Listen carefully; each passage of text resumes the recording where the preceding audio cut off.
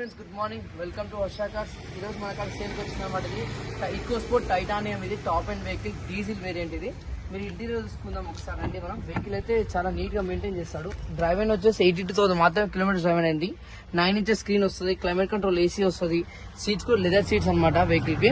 And మీరు exterior చూసుకుంటే ఎక్కడ స్క్రాచెస్, డెంట్స్ ఇలాంటివి ఏం లేవు. మన బూట్ స్పేస్ కాడికి వస్తే హెవీ బూట్ స్పేస్ వస్తుంది మనకి.